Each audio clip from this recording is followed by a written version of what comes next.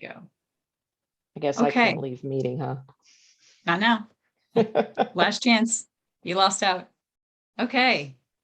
We'll get started and I'll continue to admit people as we go. First of all, welcome. Welcome to our first Start a Brewery resource group. I'm Laura Lodge, and together with Candace Moon here, we created Start a Brewery, and we're super excited to have you all join us today. The resource group concept began as a random plan among all of us who showed up at the same conferences to present or talk or teach all the time. And we said, well, when we get together at CBC and GABF, we should really actually make a plan to have a beer. And then it was, okay, so if we're going to get together, we should maybe invite some brewers and they could come ask questions and we can just kind of pass them around. And so it's really been an evolution of things. And this is a pretty advanced evolution of that first loose, like we should have a beer together plan. So we're excited. And the fundamental purpose of these gatherings is really connection for us as contributors.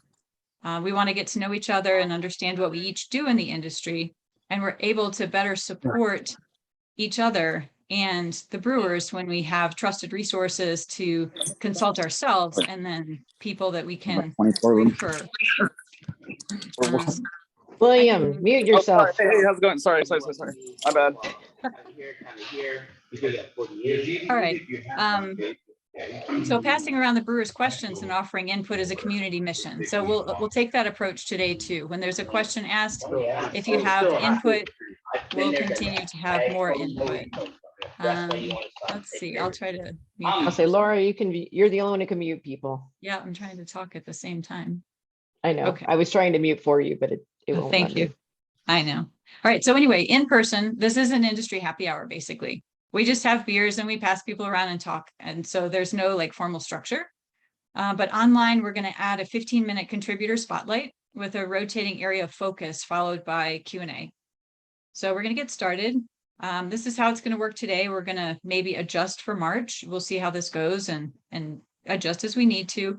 So we ask all of you to please give us some feedback after today's session and let us know if there are some things you think we should change or move around. House rules, this meeting is being recorded and it'll be posted on our YouTube channel. So we're excited to have some content on our YouTube channel as well. Contributors, so we want everybody to put your areas of specialty in the chat when you arrive, and that way people can connect with you. We want to have general questions put in the general chat, but if you have a specific question that you want to reach out to a specific contributor, you're welcome to use the specific chat option. And in the general chat, we want you to please keep the questions fairly general, because if you get way down into the super specifics for an individual brewery, it stops being helpful for everyone. So try to be kind of general about that. We are going to be mindful about the 1 hour commitment. So if you've put a question in the general chat and it hasn't been answered when we close the meeting, we will get back to you within 48 hours with some response and feedback to clarify or to get you in touch with some people who can answer the question. So I think we're in a good space. Today, we're going to pause kind of in between sections of the resource group so that we can kind of explain how this will work. It might flow a little bit more quickly when we get going and everybody understands the framework. So when our resource groups are sponsored, we're going to offer our sponsor 2 minutes to explain their mission and enter their contact information in the chat. So today that's Candace and the Craft Beer Attorney Group. So I'll give Candace her opportunity for fame here. I'll take my 2 minutes. So I'm Candace Moon. I am the founder of the Craft Beer Attorney, a law firm dedicated to working with craft breweries on really any legal needs they have. And there have been various changes over the years. There was a brief stint at a national firm, but I am back, not quite a solo. I was back as a solo and then I got too much work, so I hired some people. But I'll go into more about specifically kind of what we do as part of my presentation, but we are a California-based, California-focused law firm helping, and I'm going to change this a little bit, which is craft beverage manufacturers get started, stay compliant, and yeah, that's what we do. Awesome. Was that right? I didn't, now is when I go put my name in the chat. I think I did that for you earlier. Oh, you did? Oh, thank you. I did. Next time they'll have to do it themselves. The contributor spotlights what's next. And this is an opportunity for all of us to learn more about a specific area of this specialty of the industry and a area of specialty.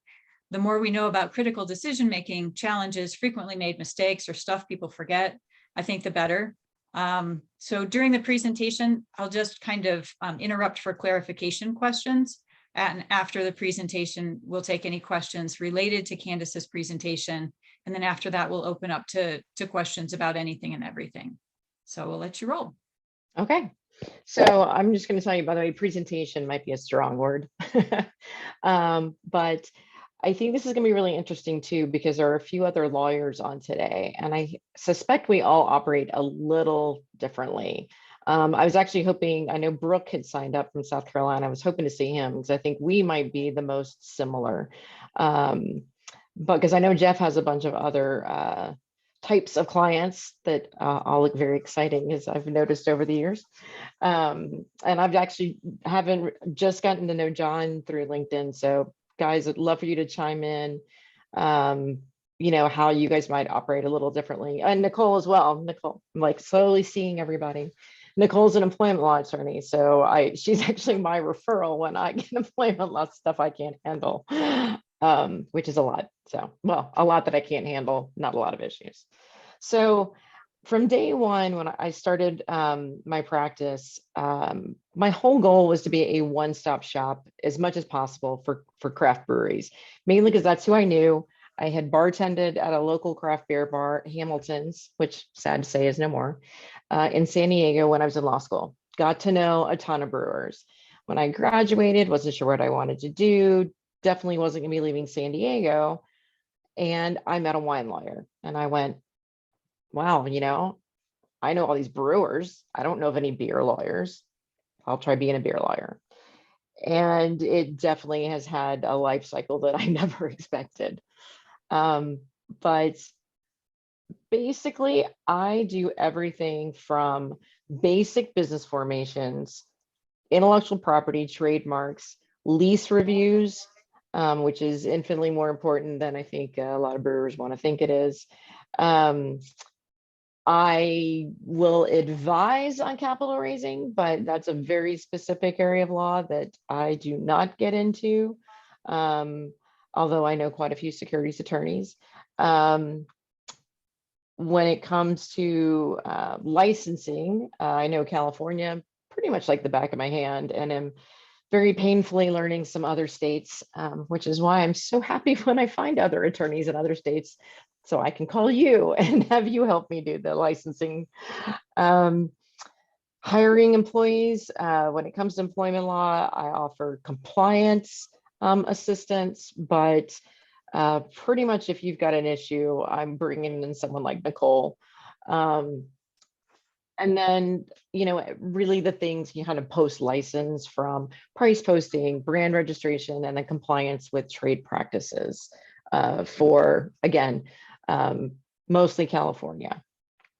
So the one thing that is very true when it comes to being an attorney for startups in this area is ideally they can find a beer, let's just say educated attorney in their state, because so much of this is state specific. I mean, there's very general things that are true across the board, but everyone's laws are just a little bit different. Again, the only thing that isn't state specific is trademarks and TTB, but you always have state licensing in play. So, so really the first thing when I'm talking to a startup, you know, well, they all call me at different times of their process, but ideally I have someone who hasn't done anything quite yet, other than hopefully determine what they want to do, like what kind of project, how big a system. Do they want to have a restaurant? Or they just want to be a brewery? Do they want a package? Do they just want to sell over the bar? Whatever they've figured out in terms of how they want to kind of run their dream business gives me ground to help them go down that road. especially from a licensing, because depending on what they want to do, that's what determines what licenses they need. Generally, the first thing from a legal perspective is getting them to form a business entity, which has its own ins and outs. Unless there's a really good reason, I generally recommend a limited liability company, although there's always occasions for a corporation. Anytime someone's going to have investors, I send them to a corporate attorney, because once you start, having investors, securities law comes into play. Basically, I just don't want to handle that anymore. I used to do that, but I also used to have a much larger staff. I prefer to farm that out these days. But that is pretty much the first thing I tell people they want to do. Especially because, and I know a lot of you have heard this, and a lot of you probably know this, but I'm assuming some people may not. But when you file for your licensing, let's say you apply for your license as a sole proprietor, and then you decide to incorporate, you get to do your licensing basically all over again, because entities are treated like completely different people. So you'll end up transferring your license from you, the sole prop, to your entity.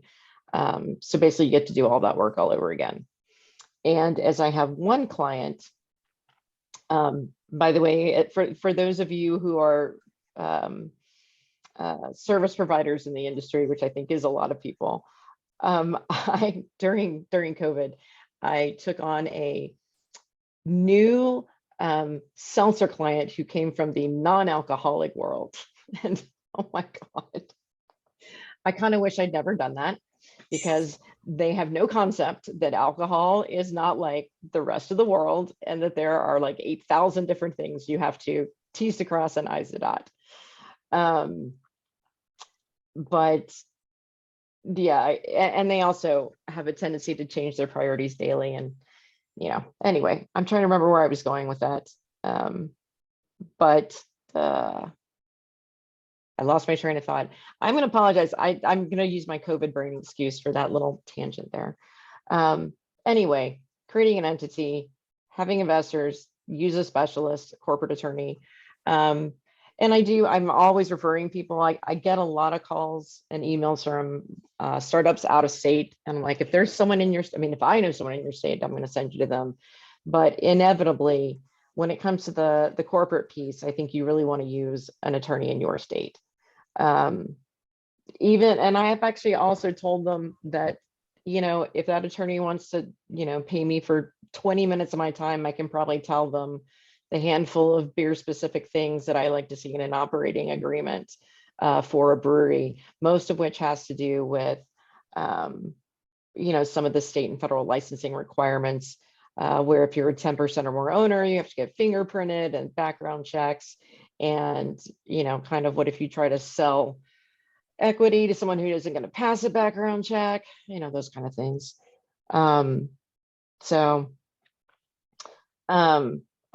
I remember where I was going with the other piece. It was the changing your entity after doing your licensing. So I do have one brand client who started as a California LLC, decided to then be a California corporation, and then decided to be a Delaware corporation, and didn't actually change the name in a couple of those iterations, and we're trying to redo their licensing, and it's after they have started to sell into other states. So it's kind of been a nightmare. All the states are confused. They don't know what entity is what. So very important to set your decision of entity from the beginning. Again, capital raising, that's a whole other world that I try not to become involved in. Trademarking, very important, as I'm sure most of you know. It seems to be the most exciting legal topic in the industry, and definitely very little's changed. If you don't know, all alcohol is treated the same by the trademark office. So, just because a wine has a name and no brewery does, your brewery's probably not going to get it. We run into that a lot. I apparently have a nickname as the Dream Killer because every time someone wants to tell me their new brewery name, I immediately tell them why they're not going to be able to get a trademark. So, so the other thing too, so trademark, there's no necessarily correct step in the process to do that. Ideally, as soon as you have a name that no one else is using that's clear, file it. Jump on it, grab it. To choosing a location, I don't really get involved in zoning and those type of issues. Honestly, because contractors are much better people. Anyone who deals with the government, you realize that being an attorney doesn't help you. You want to be the person that deals with those government departments. Who they know is who they're going to respond to and get quicker answers. So when it comes to permitting and zoning and even, local ABC offices, an attorney is not necessarily your best route there. So I definitely don't do anything with permits and zoning. I refer all that to Dustin. I don't know if he's on here today, but he's an architect. Awesome. Again, the architects and the contractors who know all the folks generally are the better use for that. Licensing, same kind of thing. You don't really have to be an attorney, but you do want someone who knows the process and knows the paperwork and knows the people. And I do know that in California, and that does give me a little edge up just over people who don't. It is definitely not helping me in other states, which, like I said, learning experience. Yeah, and then really the last piece, which I don't really get into much with startups because from where they are, it's pretty far down the road, is hiring employees. And really the key there, and I think Nicole probably backed me up on this, is really just doing it correctly. Get the paperwork, do it right, keep your records, and save them. And just, I will say this, and this is partly because we're in California, which I think may be the most difficult state for employment law perspective, is hiring, either having like an employment law firm, a really good HR consultant, just somebody to help you with that as a startup business owner. Because the one thing these guys, I'm not sure they realize, just as probably a lot of us didn't realize when we were starting our companies, there's a lot to do and a lot to keep track of, especially when you are a small mom and pop opening a highly regulated business like alcohol. And I don't think a lot of these guys understand the record keeping that is, and the paperwork that is coming for them down the road. So the more hands they can have to help, the better. So I think that's probably my 15 minutes. I pretty much hit all the big high points of the legal pieces, or at least the legal pieces that my firm helps with. And then actually the one thing I didn't really go into, and again, was startups. This is a little bit down, which is kind of the compliance after you have your license. But again, we're usually a year out from them needing that anyway. So Cool. That's me. So we're going to do Q&A about Candace's area of specialty first, and anything she presented on or something she didn't present on that you'd like to ask Candace. You can raise your hand there at the bottom of your screen. There's a reaction menu choice. And when you click on reactions, you have a choice to raise your hand, or you can enter a question in the chat.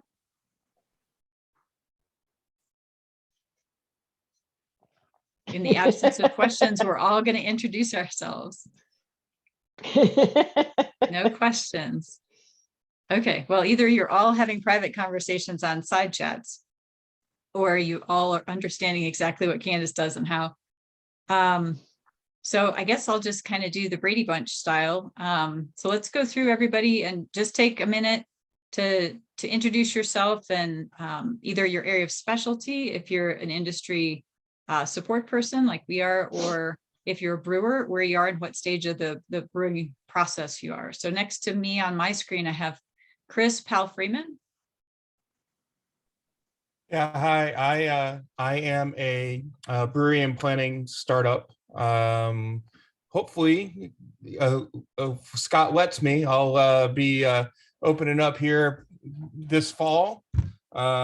Just got the lease signed, working with the contractor and architects right now on my feasibility plan in early phase before we pull in with the MEP and the contractors to get full bids. Excellent. Excellent. Good luck with that. Thanks. William?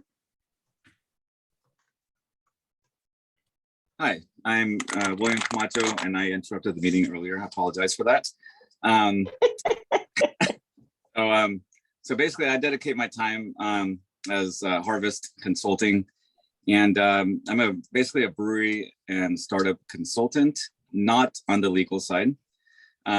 So what I specialize in is more to look at the overall picture. I've got a technical background from the nuclear Navy in integrated energy systems of a submarine, and then went to biotech, which the manufacturing process was fermentation.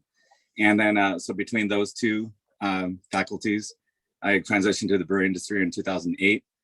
Started with White Labs to basically optimize their process to prevent cross-contamination through engineering. And then Ballast Point was my first brewery. And then now over 200 breweries later, whether a startup or expansion or next steps, what I do is I mostly create a business plan pro formas in a spreadsheet, understanding the technical side of not only what impacts assumptions make, but what those impacts would be towards personnel, operating expenses. I'm also a co-founder of a construction company, so I do understand pre-construction. And so I distill all that to a spreadsheet to put your life on a spreadsheet for 5 years. So before you affect your family and your marriage and and your dedication and time to get into the industry, I basically provide a dry run into and try to put all the assumptions together as to what you need to, the assumptions that you need, usually in a capital standpoint. Thank you, William. Candace, we actually did get a question. Curious what the most important things you look for in lease agreements, biggest red flags, things that are omitted. Yeah, I was just about to type the answer to that, but this will be easier. Well, Go ahead. no, so the things that and again, it's gonna be a little different in every state, but in California, most of the leases we see are the general California commercial lease. And I'm assuming that most states are like mine, which is that all these leases are almost always landlord friendly.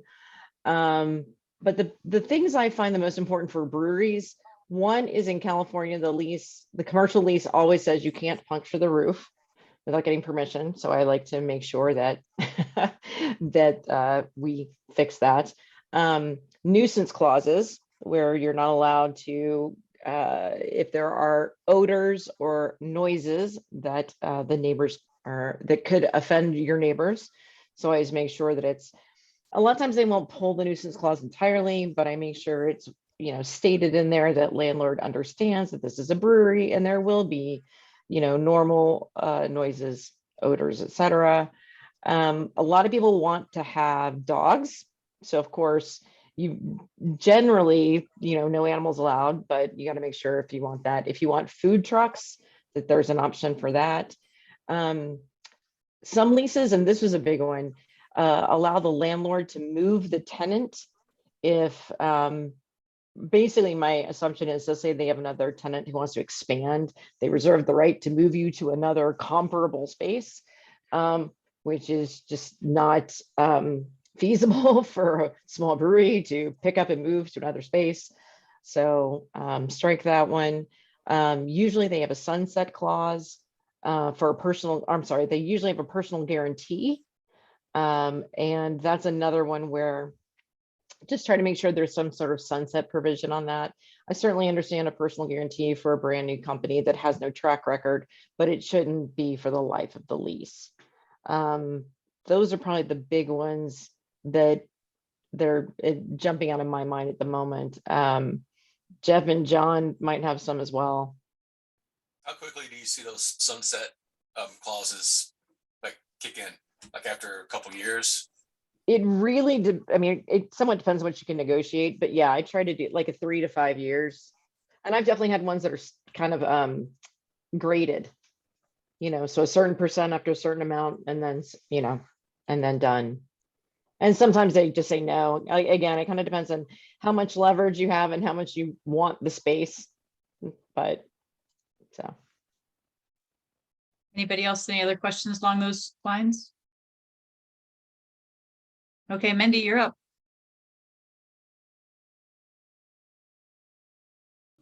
All right, I'm Jeff Mendel. I'm located in Boulder, Colorado. I'm with Left Hand Brewing Company, a part owner and member of the board of directors for the last 22, 23 years. Overall, I've got 34 years in the industry, dating back to 1987.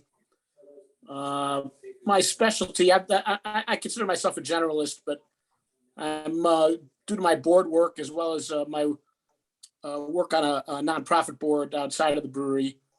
I'm most familiar with business management and governance from a board perspective, and a lot of issues that we deal with early on in the formation of the business.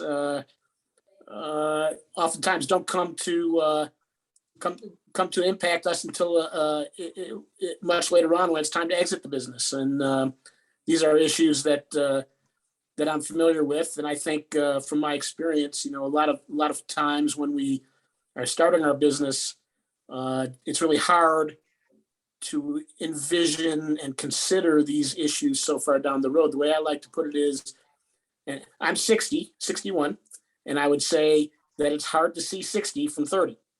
And so, it's important to try to plan for these issues, these potential over the horizon exit possibilities that may involve selling the business. We're seeing it very pertinent in today's environment, where a lot of what we might call OG brewery owners are now at the point where either it's generational transition, or finding a partner, or retiring and closing down the business. And these are issues that we really need to consider when we're starting the business. And so I do not have a shingle that I hang out, but I'm available to advise. And should it be a very involved engagement, we can certainly negotiate an arrangement. But I'm just a guy who's been around the block a few times and can be used as a resource. Cool, thank you. Chris Lifeline? I don't know if I butchered your last name. Laura, you're not gonna let me ask my question? I Oh, raised my sorry. hand. Okay, your hand's up. Go ahead. I just wanted to comment on build on what Jeff was saying, which is that's one thing that, especially, and I think all service providers dealing with startups, is asking these guys the tough questions and reminding them, that everyone's happy and friendly now, but there comes a time where you may find yourself not able to work with each other.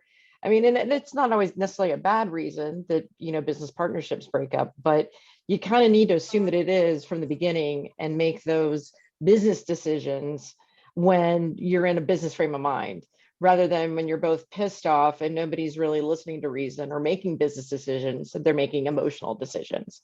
And so my favorite is when you have to ask the husband wife, that's starting, a business together. I know you'll never break up, but what if, you just kind of have to, but I think that's our role as consultants, and is asking those tough questions, because these guys aren't going to ask themselves that, and if they do, at least the husband and wife, they're going to get in trouble with their spouse. So anyway, I just wanted to, I highly agree, and Jeff, I may need your number just to have a second voice with some of these folks. Perfect. Chris, I see you surface. Could you introduce yourself? Hi, my name is Chris Lieplein, and I'm a home brewer in the Sacramento area, running a homebrew club out of a local brewery. And my brother-in-law and I are working on starting all the paperwork to move from the home brewing side into a small craft brewery. And I just wanted to be a part of this to start learning and see what attributes and make some of the less mistakes than some of the qualified people had to make. Excellent. Well, thank you for joining us. John Hyman? Find the unmute button. There I am. So I am in the Cleveland, Ohio area. I am an attorney, full-time employment lawyer, and working towards being a full-time beer lawyer on top of my 25 years of practicing management side employment law. I founded a craft beer practice here at my firm along with one of my partners. And we are, I mean, our practice sounds very similar to what Candace does for her clients. We are kind of full service from the startup through the established brewery, kind of everything they need, top to bottom, on the, getting established, finding land, compliance, regulatory, hiring and firing employees, registering IP, et cetera. Excellent. Glad to have you on board. Jason Venable. Sorry. No worries. Business owner, first time owner brewing, not new to beer. So, but me and my business partners had the chance to actually buy an existing brewery here in California, in Orange County. And just started, second year being in business and learning a lot, made a lot of mistakes, but just wanted to hop on here and just soak up as much as I can and see what we can do. And I'm writing some stuff down and actually getting some good notes on what you guys are saying. So I might be reaching out to Candace too here pretty soon. Excellent. So just here to soak it up. Awesome. Thanks for joining us. Larry Chase. Hey, Larry Chase here. Newly resident of Missoula, Montana. We woke up to snow this morning. It was fantastic. And when owners want to, when brewery owners want to get rid of having the entire weight of their business and their financials on their own shoulders, we work together to help create a culture of ownership with their employees. Doing it through the Great Game of Business operating system, we help create a culture where employees think like owners, they act like owners, and they even get to feel like owners. Doesn't necessarily mean we're giving them ownership, but we're really creating a high sense of involvement and engagement with employees. And through doing that, bring financial success and lasting cultural change and healthiness to their organization. So that's what I help breweries do. Excellent. Larry, I think we need to update your contributor information on the site. Most likely. Yeah, we'll do that. Dana Johnson? Oh, sorry, Mendy. Wait, hold on, Mendy. I tried to raise my hand. Just a question for Larry. So are you actually trying to develop what would be called an evergreen company? Is that the concept that you're working on? Jeff, it was your fine partner, Eric, who introduced me to evergreen companies and the Tugboat Institute. In fact, so the Great Game of Business is about open book management.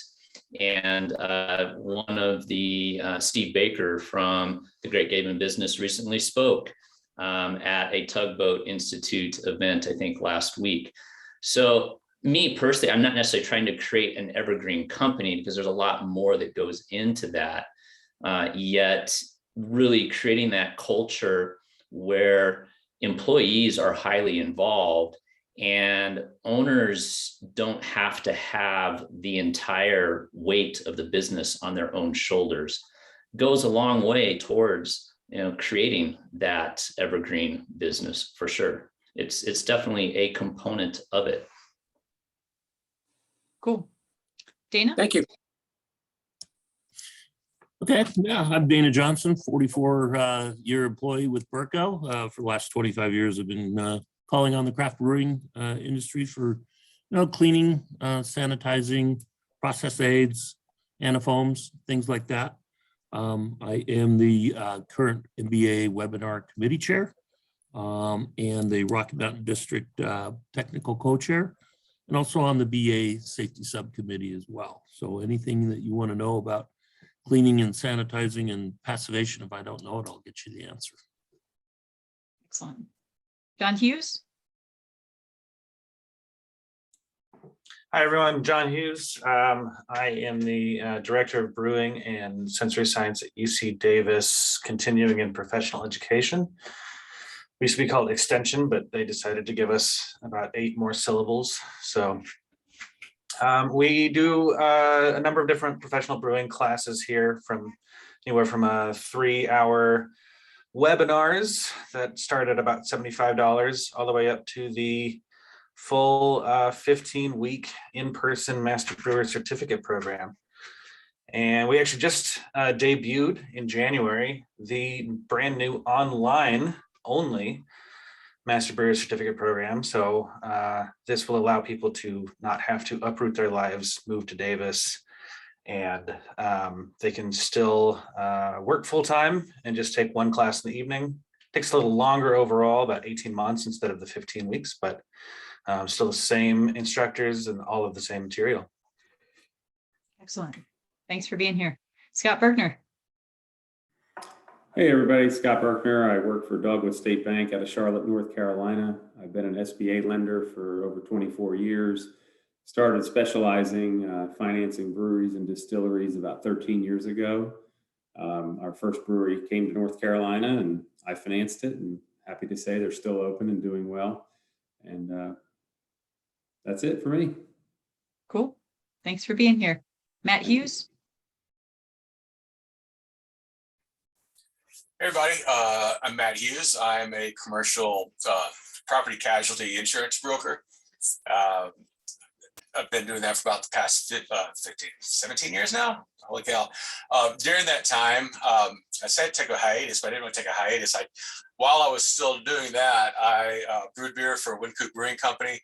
And then after that, I opened up my own brewery. I was dumb enough to try to figure all this shit out myself instead of talking to all you smart people. So I know how to handle the permits department, stuff like that. So, but I built that brewery. I ran it. I hired employees for that, developed standard operating procedures. And then 2.5 years ago, I went through the process of selling that brewery. Still operating and thriving under the leadership of my friend Calissa. So yeah, in addition to telling you how to buy insurance to protect that stuff, I can give you a little bit of advice on when to stop talking to me and when to call somebody like Dana Johnson. Awesome. Ren. Hello, I'm Ren Navarro. I run Beer Diversity. I am in Canada land. I do consulting and advocacy work, basically about diversity, equity, and inclusion. I'm based in Canada, but my work is international. So I'm currently working with clients down the street, in the States, and then in Scotland. So it's been an interesting run.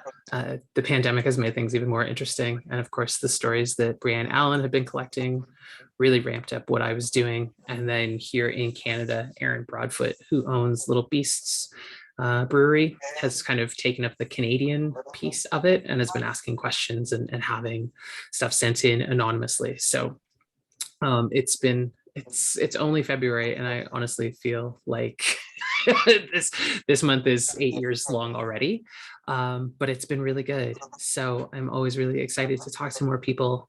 And Candace, I got to talk to you because I don't know what you know about Canadian law, but Canada and beer and law, I need some help. But yeah, I'm like super excited for this. So thanks. It's really great to see everyone today.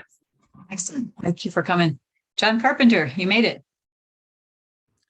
Yep, able to step out. Hi, my name's John. I own a small consulting company called Openso. I'm based in LA, but I work throughout North America. Basically what I do is help people kind of direct towards whatever their customized kind of brewery design or startup or operations are. I work throughout the beverage industry, alcohol, non-alc, coffee, spirits, you name it, anything from engineering and design through recipe formulation. I tend to take a little bit of a step back now for management consultants because there's plenty of them out there that you can spend all your cash on. But I think in general, best thing to do is learn how to be a better manager yourself. And that's about it. That's me. Thank you for coming. Nicole Stenosh?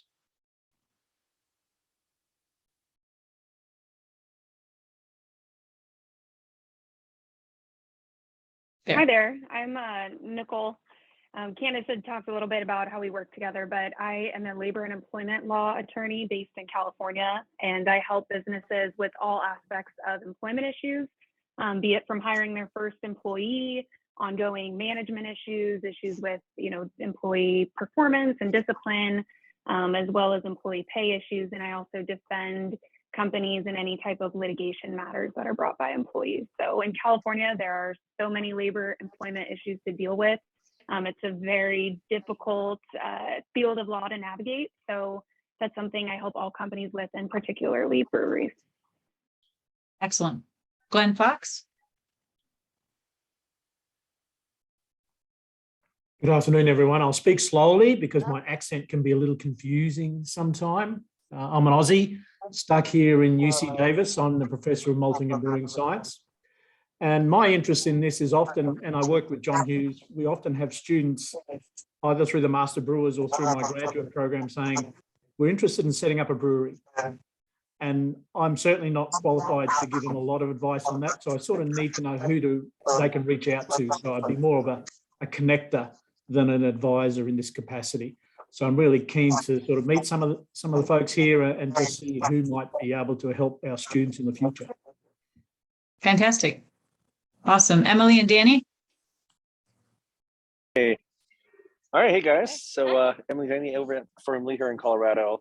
A little background on us. We opened Denver's 10th little commercial brewery inside the city limits of Denver called Cochran Brewing Company back in 2011, right after Strange Craft opened up. And have been kind of doing the brewing thing since, kind of been everywhere between business owners, and with that kind of moved into the QA/QC space after we sold the brewery, sold a couple breweries and helped, gosh, I don't know, probably a couple dozen of breweries open, and I founded Firmly. Equipment and all that. So yeah, and I founded Firmly, and I'm a TTB certified brewing chemist.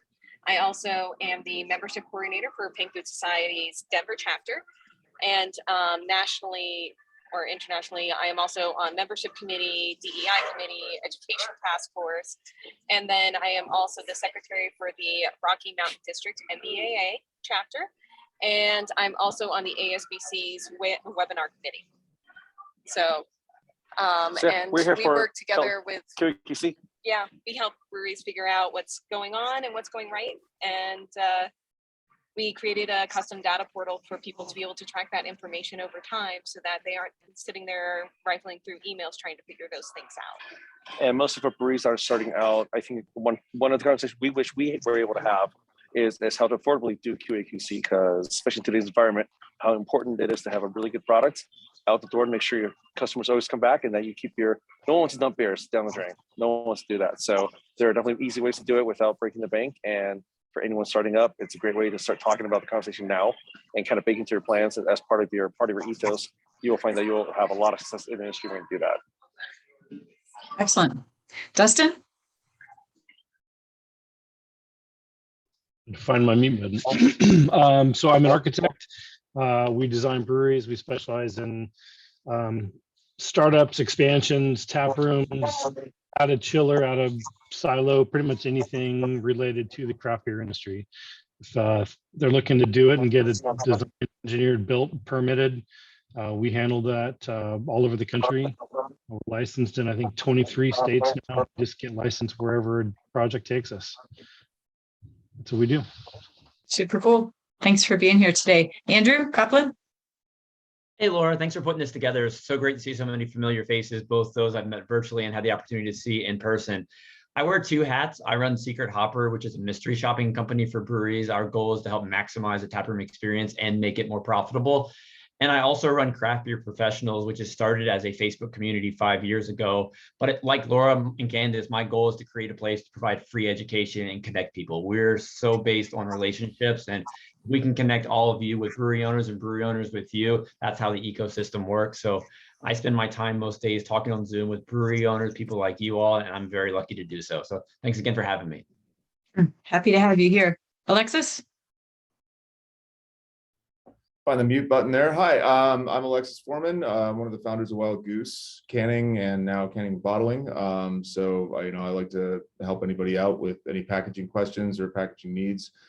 Yeah, been at it a while, and we happen to know a lot about putting beer in cans and bottles over here. So if you guys have any questions, we're happy to help.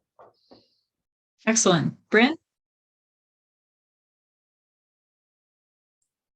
Hi, yeah, thanks for having me.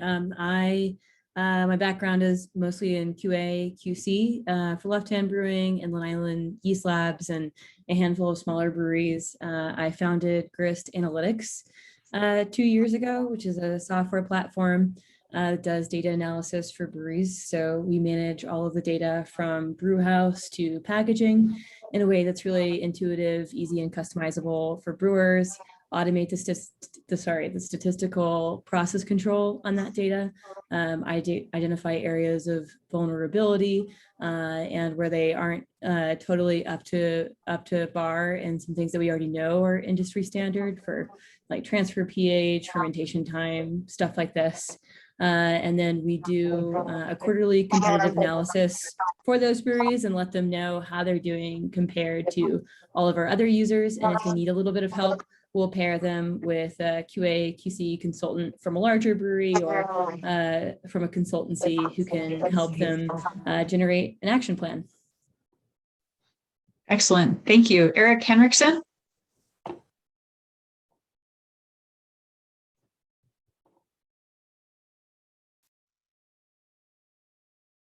Okay, we'll skip that for a minute.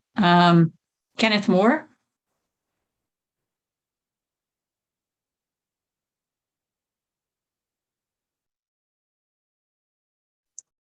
Okay, Carol Cochran. Hi guys, I'm Carol Cochran. This is what I look like. My internet keeps going in and out, so I'm keeping my video off. But my husband and I started a small brewery in Fort Collins called Colorado, called Horse and Dragon, almost 8 years ago. So we are one of those couples that has a pretty scary exit plan. Because if we exit the brewery, then we probably exit the marriage too. And I think what I wrote about for the Starter Brewery platform was taproom model versus distribution at a small scale. I'm not sure I'm an expert at that, but I at least have a lot of experience in our version of it. And yeah, I'm just in the business of trying to make a small brewery fly and keep our community together.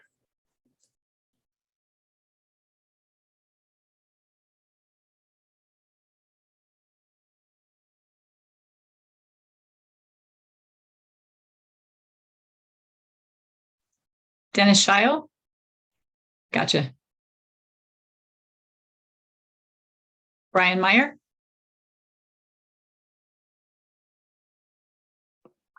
Hi, thanks. From Buffalo, New York, some home brewers looking to turn ourselves into a little brewery. I'm just here kind of eavesdropping, trying to get some ideas for what you guys are talking about while my dog is busy screaming in the background.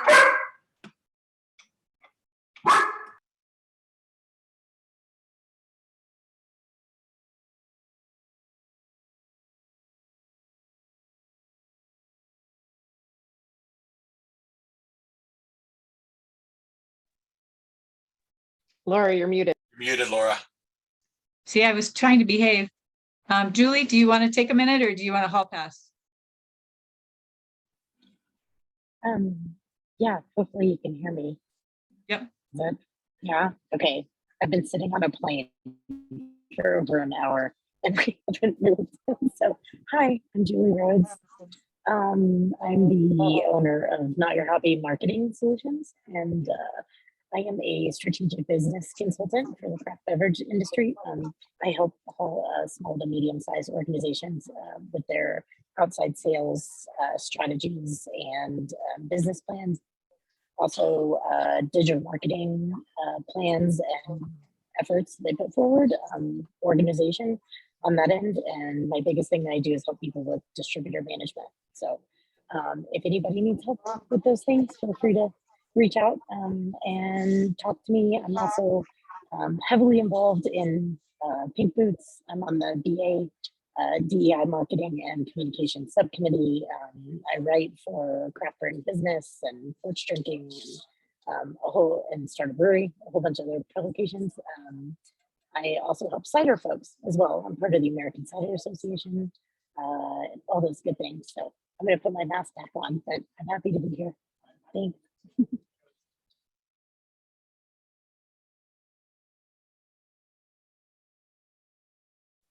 Ben Weston.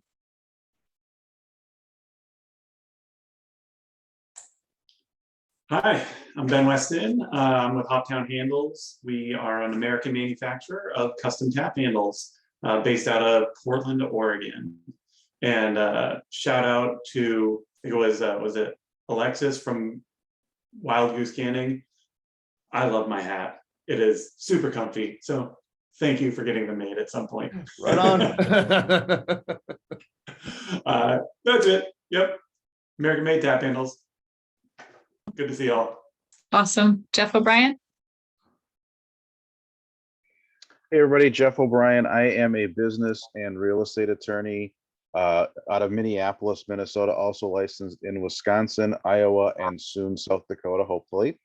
So I have a business and real estate practice that includes a craft beverage practice. I got a lot of breweries and distilleries and wineries as clients.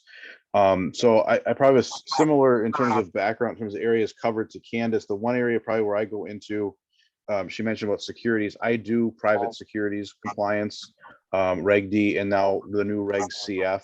I've been doing a Reg CF filing a week, it seems. I have a client who's a approved portal operator that's here in St. Paul, and they've been sending a lot of clients my way, and so I'm pretty familiar with that process. So if anybody's got questions about that, definitely can help you with that. So that's kind of my story. So I'm excited to be a part of the group. So thank you for having me, and thank you for the invite.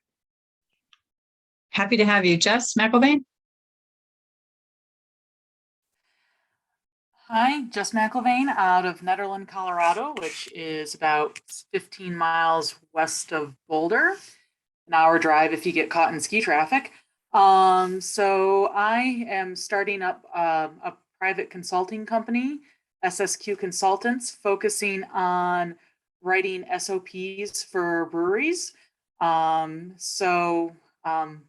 my teeth writing SOPs when I was with DuPont, and then uprooted my life for the UC Davis Master Brewers program, and switched over to brewing, and not actively brewing anymore, but looking to fill that gap with the SOPs. So if you tangle with the beer truck, your brewery can keep operating. So that's my key, or that's what I'm working on. And also with my degree or background in biochemistry can help with starting set up for your own QA/QC program, and you're creating your own lab within your brewery.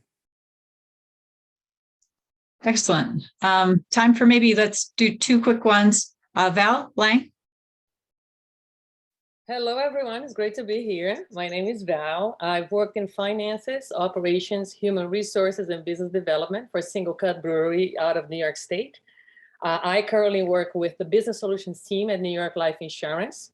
I'm licensed in 6 different states, but wherever New York Life exists, we can go there as well. I help business owners to go from foundation plans like group life, disability insurance, accidental death, all the way through group health, retirement plans, and business continuity plans, which is big right now. We basically help you plan ahead. If anything goes worse, whether it's the death of an owner, an investor, or a key employee, or if the business just decides to change hands, we do have an advanced planning group that assists with state transfer and wealth transfer as well. So I'm glad to be here. Thanks for the opportunity, Laura. Of course. Doug, you want to wrap this up? Yeah, I've got a call right at the top. Hey, hello from Seattle. Probably do a lot of what Val does. Me and my partner and I, we do business value protection planning. We have a craft brewery arm for that as well. Realizing that managing the wealth that's contained in your business is remarkably different than managing the wealth that you own personally. And we developed a process, a system. Brewing beer needs a system, needs a process. So we make it easier to get from start to finish so that we can get to current, complete, and coordinated in the planning in the areas of succession, retirement, estate, and key stakeholder planning.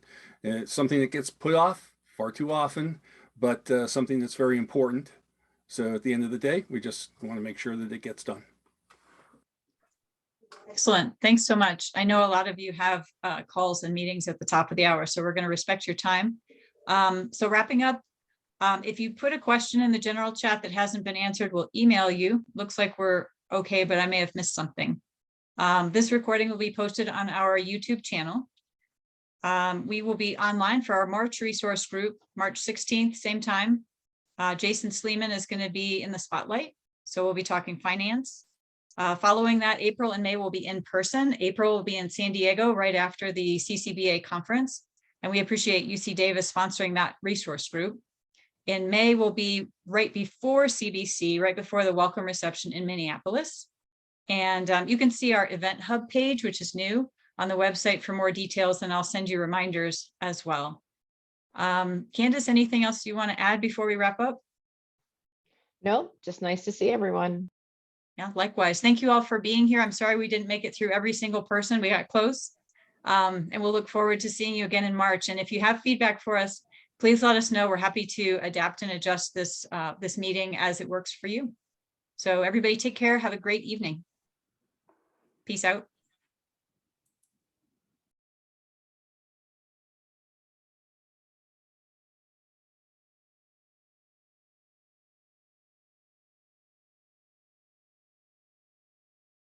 The few remain.